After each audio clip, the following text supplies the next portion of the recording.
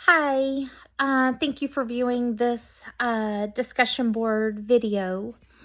I wanted to talk a little bit about the standards that counselors are held to, even educators held to, a more rigorous or more rigid ethical and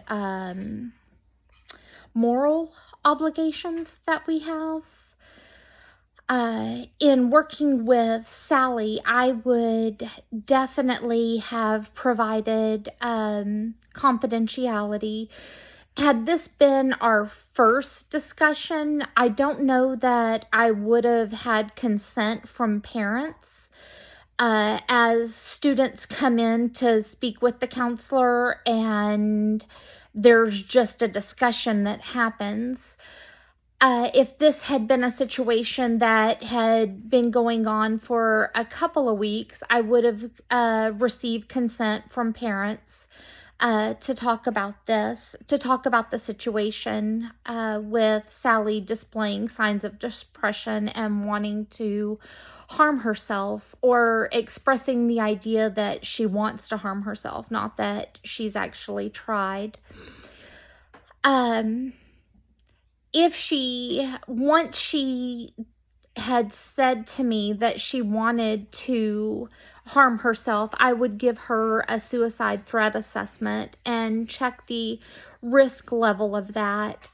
In either regard, I still would contact the parents, and while we do have confidentiality, and I would have made her aware of the confidentiality, there is the risk to self-harm. And I say this because I'm working in a high school, and I recently had in a middle schooler who's transitioning, who committed suicide. And right now we have several other students who are now stating that they want to commit suicide, that they miss this person so much and they want the pain to end.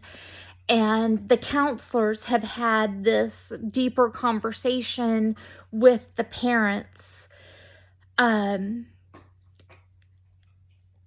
have been given them I know of two they gave the threat assessment to. And I know that two of them didn't rank very high or high risk, but knowing that we just had a child that this happened to, I'm sorry, this is just very emotional for me. Just knowing that we had this happen to a child just recently, we have been contacting parents. I've not spoken with parents. I've sat in on these conversations, and there have been parents that are angry, but I think that once they get past their anger and see that this is, a very real situation, that it was important to discuss this all together. So in this situation, I would have a conversation with the family and with Sally all together to discuss this. In regards to her father becoming angry, there is the potential for abuse there. So I would be I would be sitting with them to determine, the level of that.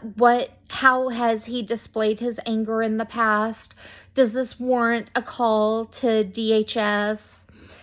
According to ASCA, we have a duty to inform.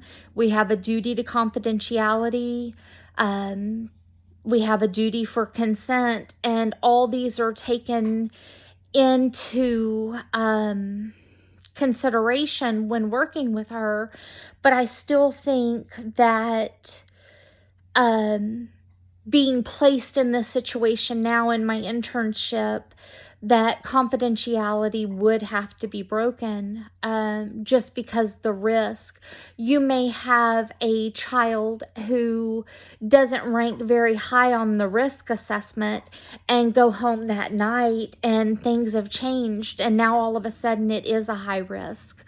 And, you find out the next day that, they're no longer here, but they didn't rank high on your assessment. So I think the needs of the student are more important.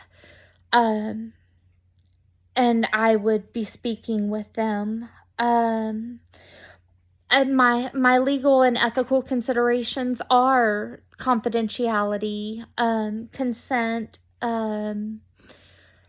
but again, I go back to that. Sorry, I'm emotional about this. This happened in the past 3 weeks. So this just really hit home for me.